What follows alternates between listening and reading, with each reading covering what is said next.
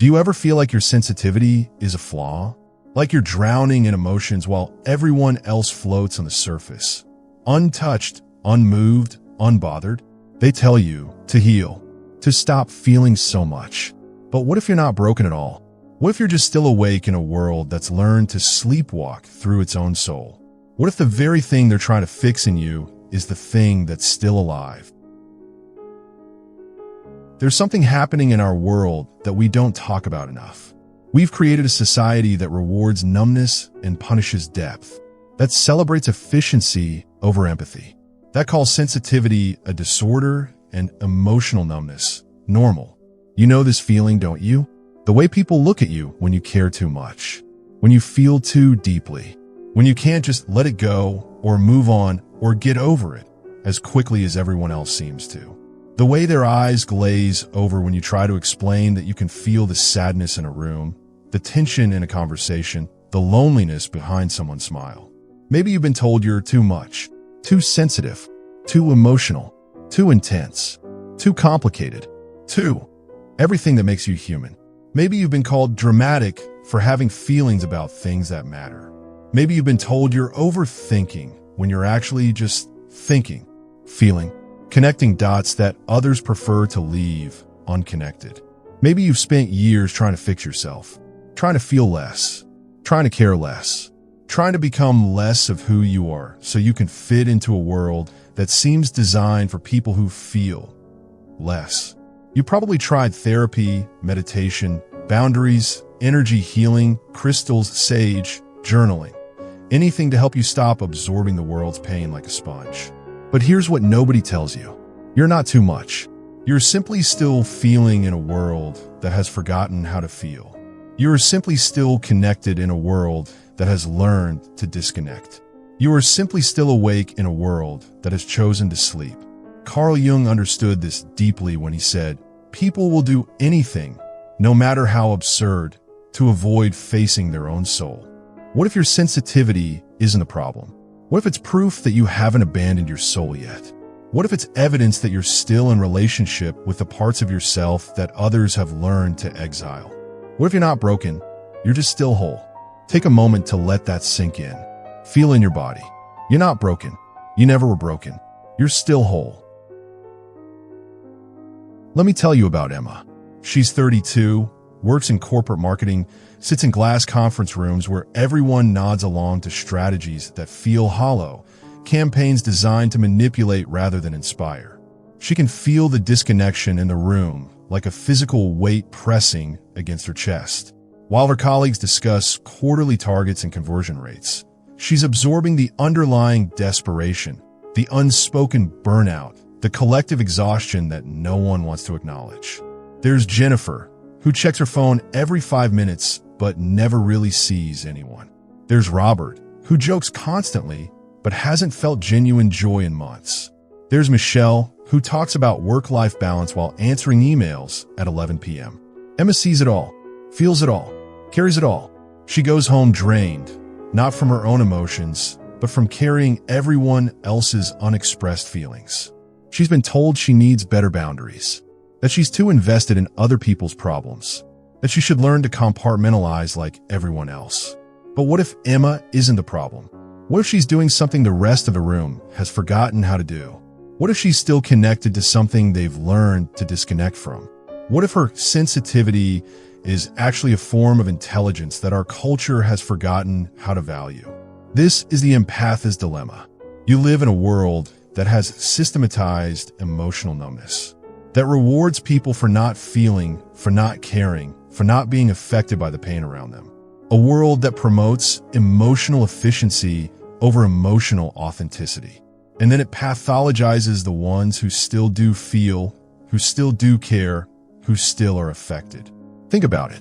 When someone says, "You're too sensitive," what are they really saying? They're saying, "You're making me feel something I've worked hard not to feel." They're saying, "Your aliveness is threatening my numbness." They're saying, "Your depth is exposing my shallowness." They're saying, "Please stop being so human because it reminds me of how inhuman I've become." Jung called this projection, the unconscious transfer of our own unacceptable feelings onto someone else. When people criticize your sensitivity, they're often defending against their own buried emotions. Your depth is a mirror that shows them what they've abandoned in themselves. Your tears remind them of the tears they've refused to cry. Your anger reminds them of the anger they've learned to swallow. Your joy reminds them of the joy they've forgotten how to feel.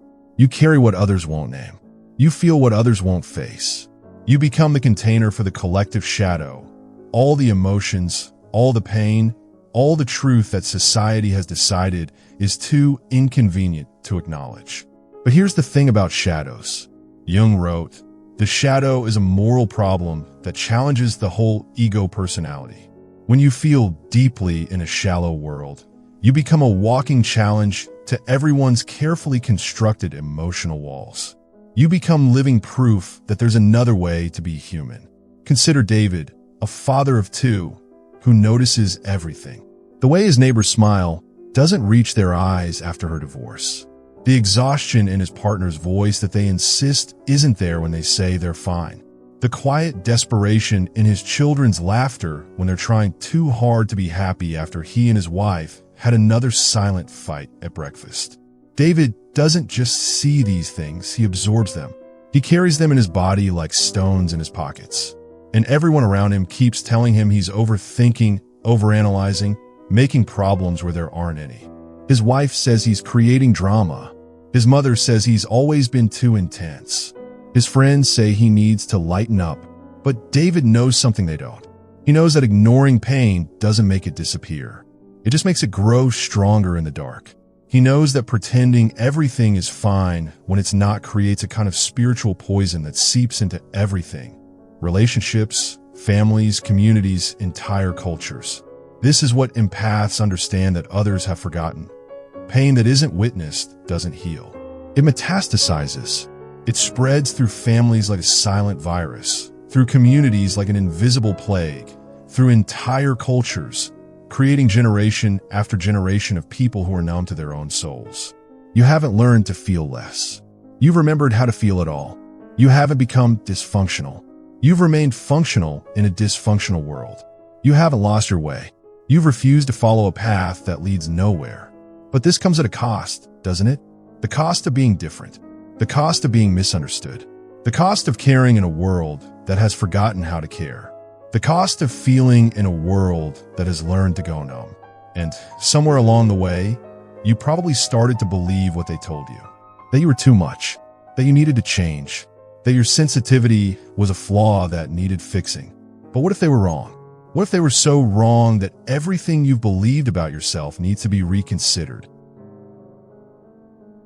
And this is where everything changes. This is where you stop apologizing for being alive and start understanding what you really are. This is where the story takes a turn that changes everything you thought you knew about yourself. This is where you discover that the problem was never you. You're not damaged. You are not dysfunctional. You are not too much of anything. You're not a problem that needs solving or a wound that needs healing. You're not broken. You never were broken. You are archaeology of a human heart in a world that has forgotten what hearts are for. You are living memory in a culture of amnesia. You are proof that another way of being human is possible. You are the keeper of what's real in a world that has fallen in love with what's fake. For years, maybe decades, you've been trying to fix yourself. Try to become harder, colder, more closed off. Trying to develop what others call healthy boundaries, but what often feels like building walls around your soul. You've tried to become more like the people who seem unbothered by the pain around them, who can walk past suffering without feeling it, who can witness injustice without being moved by it. You've read the self-help books that tell you to protect your energy as if your empathy is a leaky faucet that needs fixing. You've tried meditation to detach from others' emotions, as if your connection to others is a disease that needs curing. You've attempted therapy to learn how to not take things so personally as if your personal response to pain is pathological. You've practiced techniques to let go and release and surrender what isn't yours to carry, as if your carrying is a burden that needs dropping. But what if that's exactly backwards? What if the problem isn't that you feel too much, but that you haven't learned to trust what you feel? What if the issue isn't that you care too much, but that you haven't learned to honor what you care about? What if the challenge isn't that you're too sensitive, but that you haven't learned to see your sensitivity as wisdom? What if your sensitivity is not a bug in your system, but a feature? What if your empathy is not a flaw in your design, but your greatest strength? What if your depth is not a problem to solve, but a gift to unwrap? Jung said, "I am not what happened to me. I am what I choose to become." But first, you have to know what you are choosing from. You have to reclaim the parts of yourself that you've been taught to see as flaws. You have to remember the parts of yourself that you abandoned in order to survive. You have to rescue the parts of yourself that you sacrificed on the altar of other people's comfort. Your sensitivity is not a wound. It's a gift that the world needs desperately, but doesn't know how to receive. Your empathy is not a burden. It's a bridge between the world as it is and the world as it could be. Your tears are not weakness. They're courage in liquid form. Your anger is not dysfunction. It's your soul's response to injustice. Your depth is not too much. It's exactly enough. Think about it this way. In a world where people have learned to disconnect from their emotions, someone has to remember how to feel.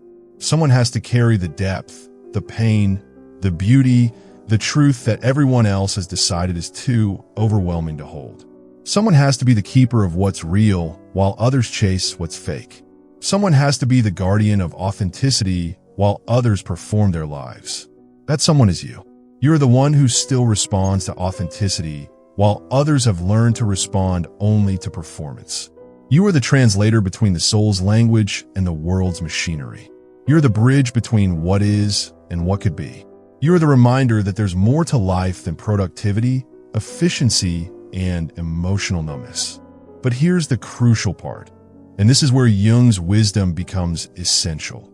Your sensitivity is only powerful when it's conscious, when you understand what you're carrying and why. When you know the difference between your emotions and others' emotions. When you can feel deeply without drowning. When you can care without carrying. When you can love without losing yourself. Most empaths live unconsciously. They absorb everything without discernment. They take on others' emotions without realizing it. They carry pain that isn't theirs to carry and call it love. They sacrifice themselves on the altar of others' comfort and call it service. They become martyrs to other people's emotional unavailability and call it compassion. They become what Jung called the wounded healer, someone who tries to heal others without healing themselves first. Someone who pours from an empty cup. Someone who gives what they don't have. Someone who loves others more than they love themselves. But consciousness changes everything. Awareness transforms everything. Understanding revolutionizes everything. When you become conscious of your sensitivity, it transforms from a burden into a superpower. You stop being a sponge and become a tuning fork. You stop absorbing everything and start resonating with what's true. You stop carrying others' pain and start witnessing it. You stop fixing others' problems and start holding space for their healing. This is what Jung meant by individuation, becoming who you really are, not who others need you to be. For empaths, individuation means learning to feel deeply without drowning, learning to care without carrying, learning to love without losing yourself, learning to serve without sacrificing yourself. It means learning the difference between empathy and merging, between compassion and codependence, between feeling with someone and feeling for them, between witnessing someone's pain and taking it on as your own. Remember Lisa, who spent her whole life feeling responsible for everyone else's emotions, who couldn't be in a room without scanning for who needed help, who needed comfort, who needed her to be smaller so they could feel bigger, who made herself into an emotional dumping ground and called it being a good friend. Lisa grew up in a house where her mother's moods determined the weather for the whole family. If mom was sad, everyone had to be quiet. If mom was angry, everyone had to hide. If mom was anxious, everyone had to fix whatever was wrong. Lisa learned early that her job was to manage her mother's emotions, to be the family thermostat, to keep everyone comfortable even if it meant sacrificing her own comfort. She carried this pattern into every relationship. She became the friend who always said yes even when she meant no. The partner who never had needs of her own. The employee who took on everyone else's work. The daughter who called home to check on everyone else's feelings but never mentioned her own. Lisa thought her problem was that she felt too much. But her real problem was that she didn't feel herself enough. She had become so focused on others' emotional weather that she had forgotten her own emotional climate. She had become so skilled at reading other people's needs that she had forgotten how to identify her own. The transformation didn't happen when Lisa learned to feel less. It happened when she learned to feel herself first. When she learned to check in with her own heart before checking in with everyone else's. When she learned to ask, "What do I need?" before asking, "What do they need?" When she learned to put on her own oxygen mask first. This isn't selfish. This is essential. This is the difference between unconscious empathy that drains you and conscious empathy that sustains you. This is the difference between martyrdom and service. This is the difference between sacrifice and love. This is the work that changes everything. Learning the difference between empathy and merging. Between compassion and codependence. Between feeling with someone and feeling for them. Between witnessing someone's pain and taking it on as your own. True empathy is not about drowning in someone else's ocean. It's about maintaining your own shore while witnessing their waves. It's about feeling their emotions without making their emotions your emotions. It's about caring about their healing without becoming responsible for their healing. You can feel someone's pain without making it your pain. You can witness someone's struggle without making it your struggle. You can love someone deeply without losing yourself completely. You can be moved by someone's suffering without being destroyed by it. But this requires something that our culture doesn't teach empaths. Sovereignty. Emotional sovereignty. Psychological sovereignty. Spiritual sovereignty. Sovereignty means knowing where you end and others begin. It means feeling deeply while remaining rooted in your own truth. It means caring about others without becoming responsible for their emotional well-being. It means loving others without losing yourself in the process. This doesn't make you selfish. It makes you sustainable. This doesn't make you cold. It makes you conscious. This doesn't make you uncaring. It makes you actually more capable of caring in a way that serves rather than suffocates. Consider Michael, a 38-year-old teacher who realized that his inability to say no wasn't kindness. It was fear. Fear that if he didn't carry everyone else's emotional load, he wouldn't be loved. Fear that his worth was measured by how much he could absorb, how much he could help, how much of himself he could sacrifice for others. Fear that if he wasn't useful, he wouldn't be wanted. Michael had learned early in life that his value came from being the family therapist. When his parents fought, he was the one who tried to fix it. When his sister was sad, he was the one who cheered her up. When his friends had problems, he was the one who solved them. He had learned to be valuable by being invisible, to be loved by being useful, to be wanted by being needed. But this kind of love isn't really love at all. It's a transaction. It's conditional. It's based on what you do, not who you are. And transactions always leave someone bankrupt. Michael's wake-up call came when he found himself in the hospital with stress-induced chest pains at 35. His body was literally breaking down from carrying everyone else's emotional weight. His doctor asked him about stress, and Michael couldn't even identify what his own stress felt like anymore. He had become so attuned to everyone else's problems that he had lost touch with his own. He started therapy, not to learn how to feel less, but to learn how to feel himself. To learn how to identify his own emotions, his own needs, his own boundaries. To learn that saying no to others sometimes means saying yes to himself. Michael discovered that true compassion requires boundaries. That you can't pour from an empty cup. That taking care of yourself isn't selfish. It's responsible. That you can't save anyone by sacrificing yourself. He learned that the people who truly love you will want you to have boundaries. They'll want you to say no when you need to say no. They'll want you to take care of yourself, not sacrifice yourself. They'll love you for who you are, not for what you do for them. The most radical thing an empath can learn is this. You are allowed to feel your own feelings first. You are allowed to tend to your own emotional garden before helping others with theirs. You're allowed to protect your energy without guilt. You're allowed to say no without explanation. You are allowed to prioritize your own well-being without shame. This isn't selfish. This is essential. This isn't cold. This is conscious. This isn't uncaring. This is actually the foundation of true caring. Because when you're anchored in your own truth, when you're rooted in your own worth, when you know who you are beyond what you give to others, that's when your empathy becomes a gift instead of a burden. That's when your sensitivity becomes a strength instead of a weakness. That's when your depth becomes a resource instead of a drain. That's when you stop being a rescuer and become a healer. When you stop being a martyr and become a mirror. When you stop fixing others and start modeling wholeness. When you stop absorbing others' pain and start witnessing it with love. Jung understood this when he wrote about the wounded healer archetype. The healer who has done their own inner work can hold space for others' pain without being destroyed by it. They can feel deeply without drowning. They can love fiercely without losing themselves. They can serve others without sacrificing themselves. This is your path, not to feel less, but to feel more consciously. Not to care less, but to care more wisely. Not to love less, but to love more authentically. Not to become hard, but to become whole. Your sensitivity isn't something to overcome. It's something to integrate. It's something to honor. It's something to trust. It's something to celebrate. But it requires you to come home to yourself first.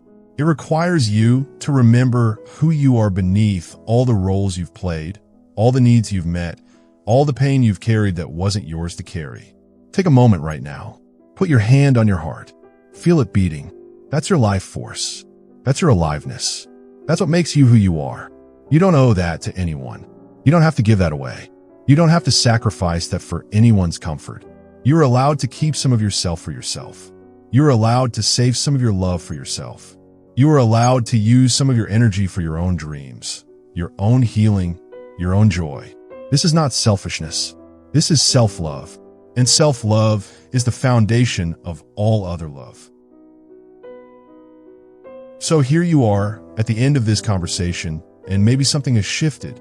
Maybe you're seeing your sensitivity not as a flaw, but as a feature. Not as damage, but as design. Not as a curse, but as a calling. Not as weakness, but as wisdom. Maybe you're beginning to understand that you are not broken. You never were broken. You are not too much, too sensitive, too emotional, too anything that diminishes your worth or questions your belonging. You are exactly as much as the world needs you to be. You are exactly as deep as the world needs you to be. You are exactly as feeling as the world needs you to be. Your sensitivity is your map.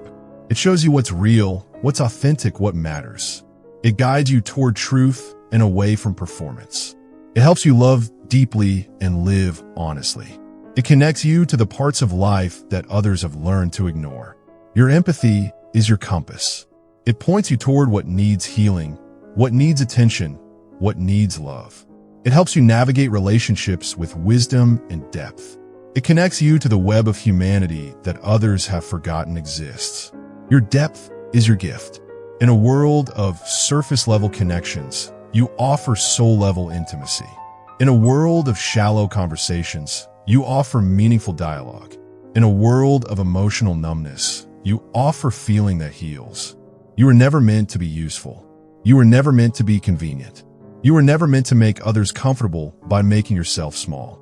You were never meant to be a solution to other people's emotional unavailability. You were meant to be real. You were meant to be whole. You were meant to be yourself, fully, completely, without apology. You were meant to feel fully, love fiercely, and trust your inner knowing even when the world tells you it's wrong. You were meant to be the keeper of depth in a shallow world, the guardian of feeling in a numb world, the protector of authenticity in a performance-based world. The world needs your depth. The world needs your questions. The world needs your refusal to accept surface-level answers to soul-level problems. The world needs your tears and your laughter and your anger and your joy. The world needs your full spectrum of human emotion in a time when emotions are being systematically suppressed. But most of all, you need you. You need your own sensitivity turned inward. You need your own empathy directed toward yourself.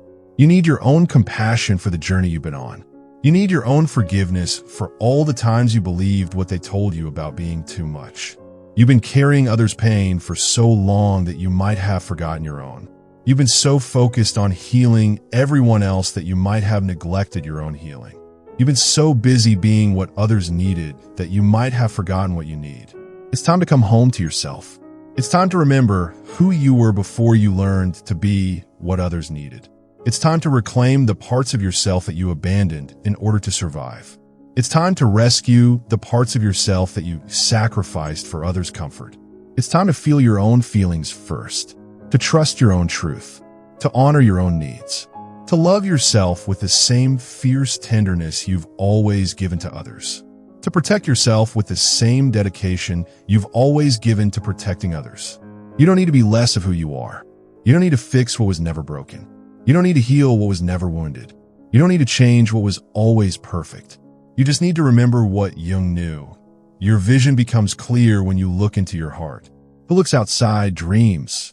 Who looks inside awakens. You just need to remember that you are not what they labeled you.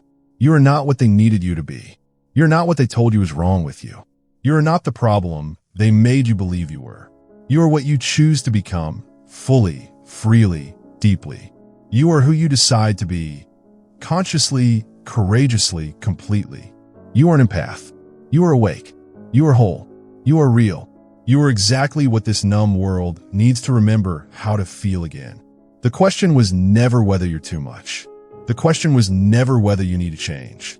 The question was never whether you're broken. The question is, are you ready to be enough? Are you ready to come home to yourself? Are you ready to stop apologizing for being human and start celebrating it? For yourself, for your truth, for your one wild, sensitive, beautiful life. If this resonated with you, if you felt seen in these words, if something in your soul said yes to this message, take a moment to honor that feeling. That recognition you feel, that's your soul remembering itself. That's your truth recognizing truth. Subscribe for more conversations that speak to the depth you carry. Share this with someone who needs to hear it. And remember, your sensitivity isn't a problem to solve. It's a gift to unwrap. You are enough. You have always been enough. You will always be enough. Welcome home to yourself. Welcome home to your wholeness. Welcome home to the truth of who you are. The world is waiting for you. Not the version of you that everyone else needs, but the version of you that you were always meant to be. The real you, the whole you, the unapologetically, authentically, beautifully sensitive you. Welcome home.